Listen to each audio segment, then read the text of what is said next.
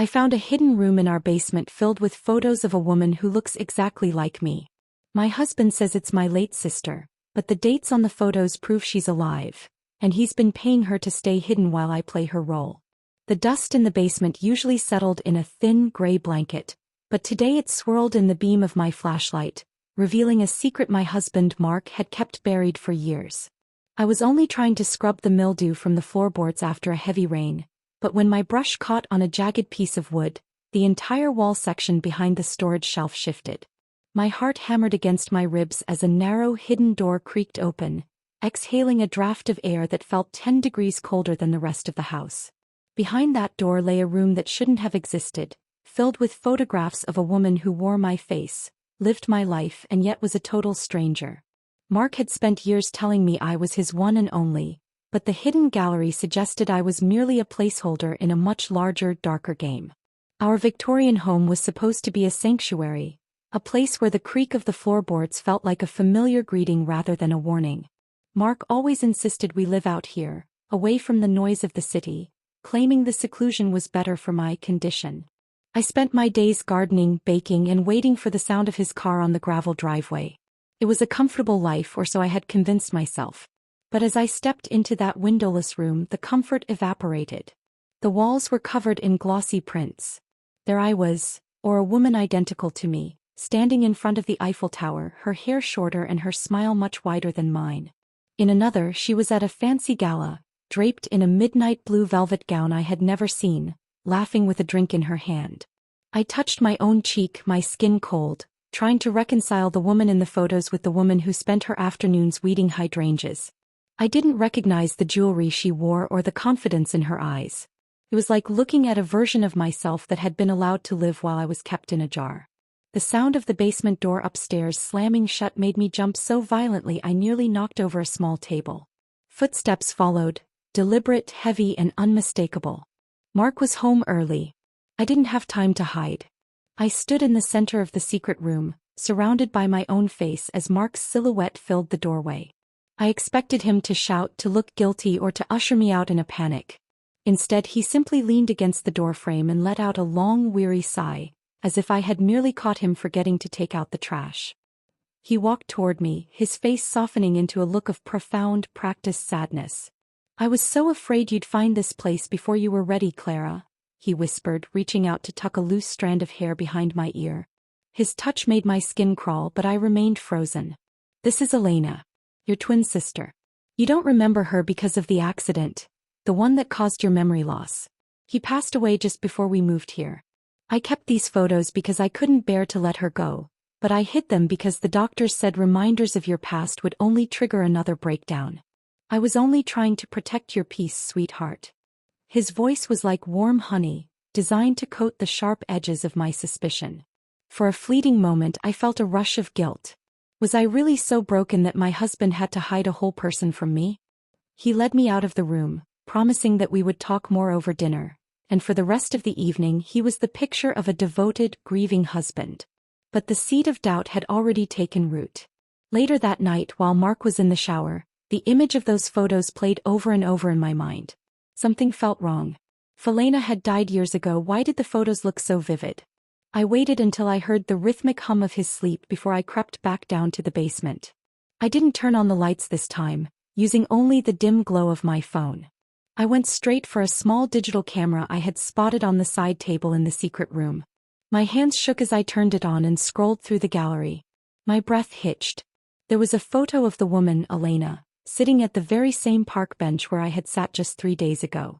She was wearing a beige trench coat and a gold filigree bracelet, a bracelet I had reported lost months ago. I checked the timestamp on the image, January 22, 2026. That was less than 72 hours ago. Mark had lied. Elena wasn't a ghost of my past. She was a living, breathing part of my present. My late sister was alive and she was close. I felt a surge of nausea as the reality set in. Mark wasn't a grieving widower or a protective husband. He was a jailer. He had built a narrative of amnesia and tragedy to keep me compliant while another woman moved through the world using my name, my face, and my belongings. I sat on the cold basement floor, the silence of the house suddenly feeling heavy and suffocating. Every episode of confusion I'd had, every time Mark had told me I'd forgotten something important, it was all part of the script. He was paying her to stay hidden or perhaps to stay available, while I played the role of the docile wife who didn't ask questions. The next few days were an exercise in agony. I had to look at Mark over the breakfast table, watching him butter his toast with those same hands that had likely just handled a secret payroll for my double. I began to notice the small cracks in his routine. He would leave for work at odd hours, claiming a patient had an emergency, but he would return smelling of a sharp, expensive perfume that I had never owned. On Thursday night, I sat in the darkened living room and watched him through the window as he stood by his car, talking intensely into a burner phone he didn't know I'd seen. He looked agitated, his usual calm demeanor replaced by a sharp, calculating frown. He wasn't the man I thought I married. He was a puppet master who was starting to lose control of his strings. I realized that my entire identity was a carefully constructed cage. Mark had convinced me I was Clara, a woman with a fragile mind and no family left. But if Elena was alive, then who was I? Was I the real one or was she? The pills he gave me every morning, the ones he called memory stabilizers, suddenly looked like poison. I began to hide them under my tongue, spitting them out once he left the room. Within 48 hours, the persistent dullness in my head began to sharpen into a jagged, painful clarity. The world seemed brighter, louder, and much more dangerous.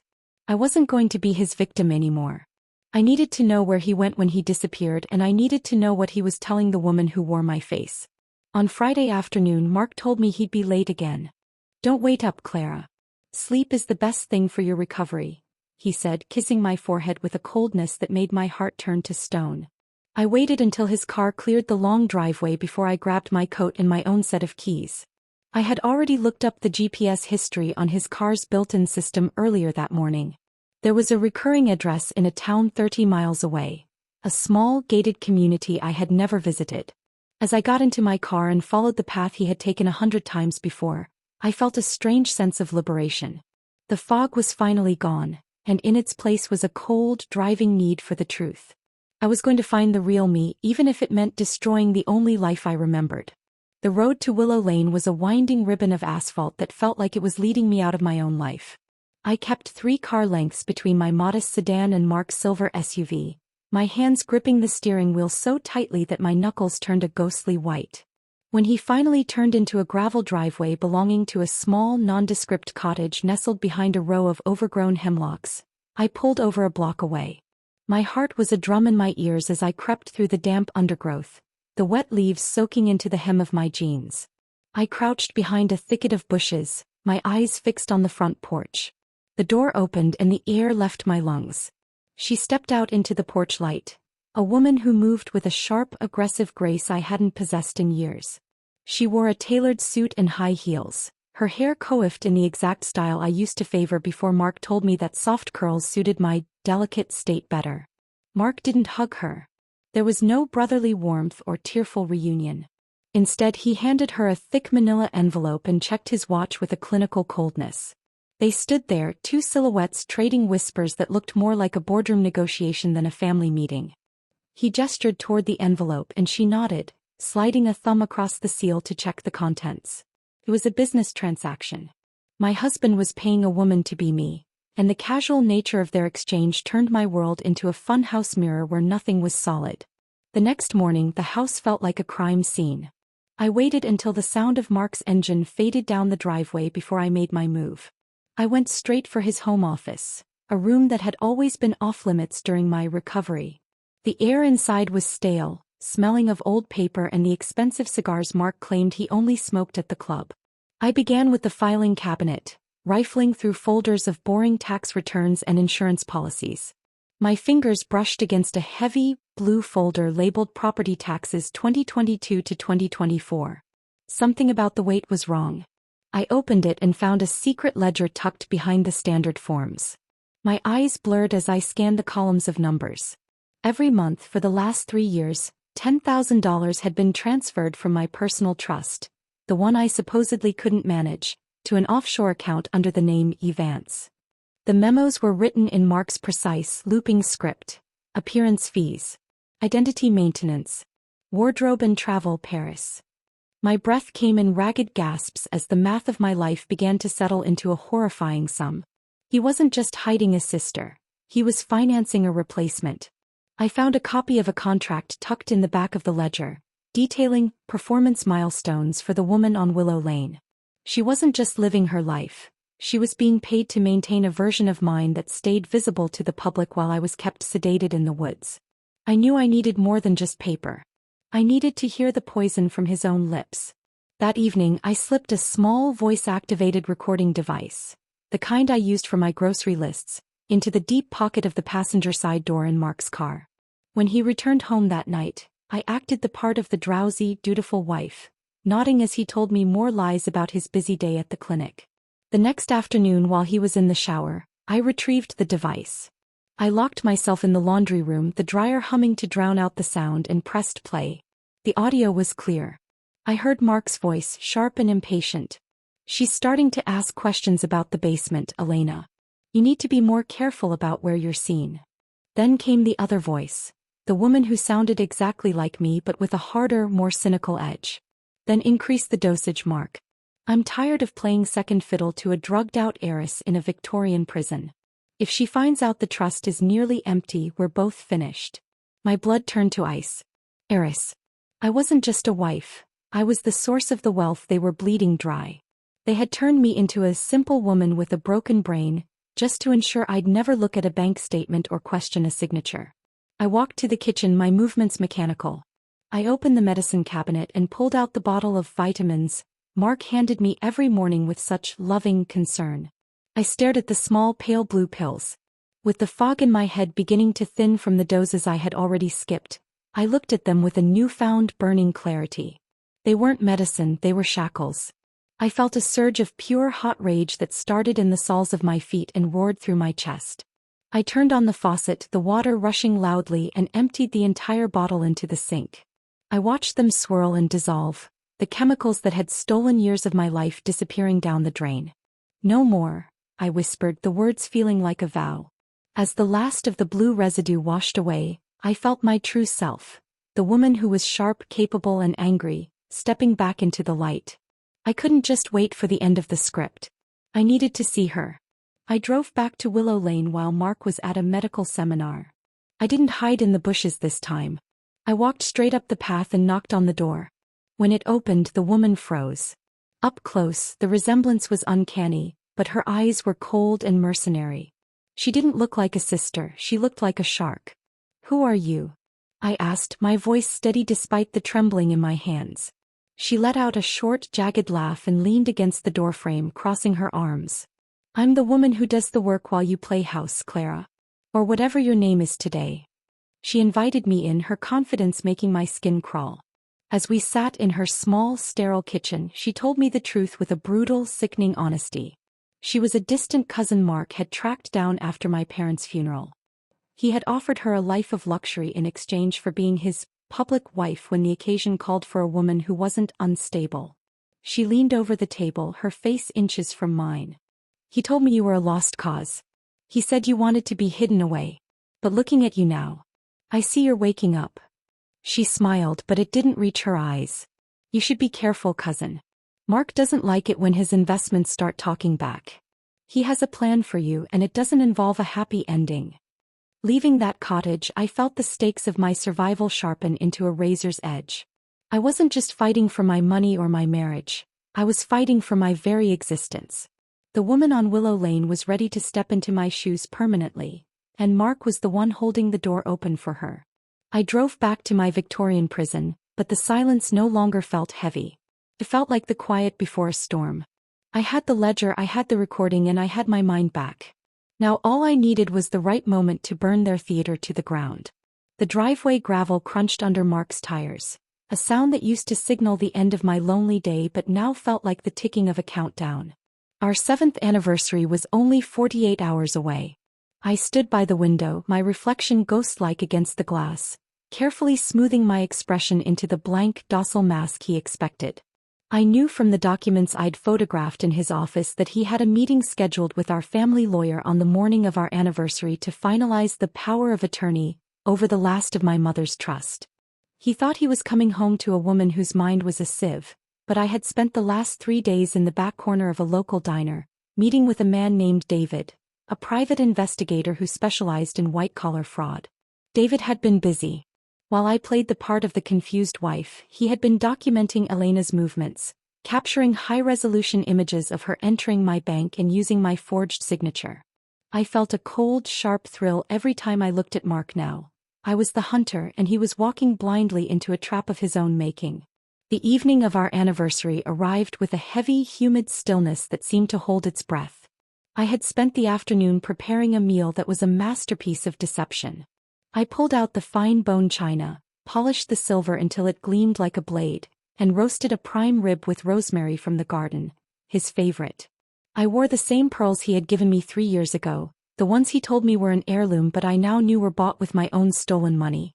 When Mark walked into the dining room, he looked radiant, his eyes crinkling with that false, paternalistic warmth. He poured 2 glasses of red wine, his hands steady as a surgeon's. "You've outdone yourself, Clara," he said, taking his seat at the head of the table. "I was worried you weren't feeling up to a celebration today. You've been so quiet lately." "I've had a lot on my mind, Mark," I replied, my voice steady, eyes fixed on the flickering candle between us.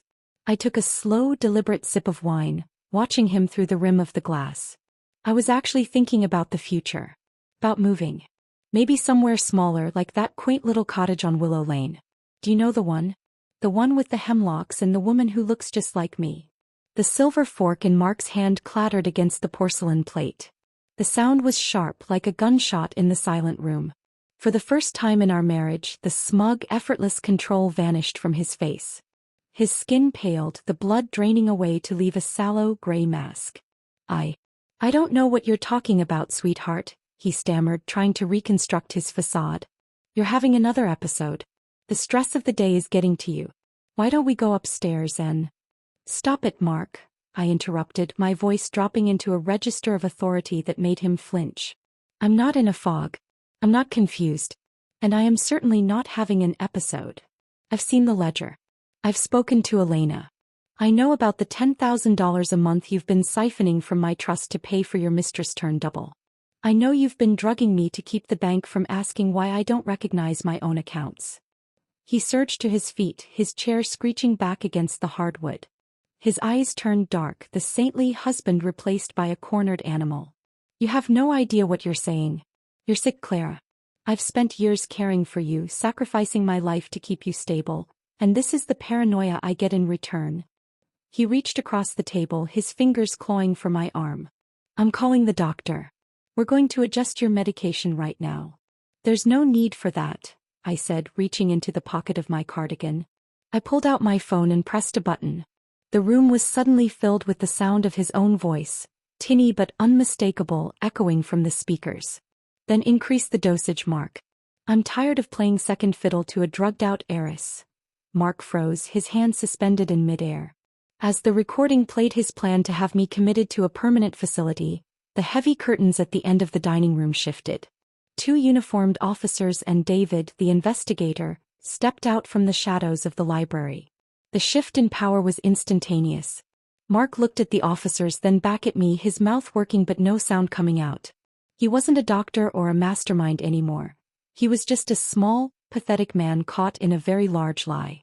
The weeks that followed were a blur of legal proceedings, but for the first time I was the one directing the flow.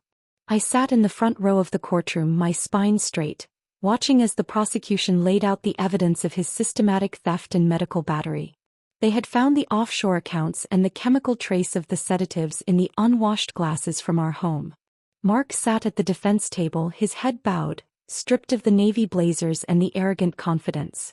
When the judge read the verdict, I didn't feel a punch to the stomach, or a rush of grief. I felt a profound, quiet sense of justice. My identity, which had been treated like a commodity to be traded between him and Elena, was legally and publicly restored. I watched them lead him away in handcuffs, and for the first time in years, I took a breath that didn't feel like it was filtered through a shroud. I returned to the Victorian house one last time, but not as a prisoner. I went straight to the basement, the damp air no longer holding any power over me. I tore down the photographs from the hidden room, the images of the woman I was forced to be and the woman who had tried to steal my life. I carried them out to the stone fire pit in the backyard.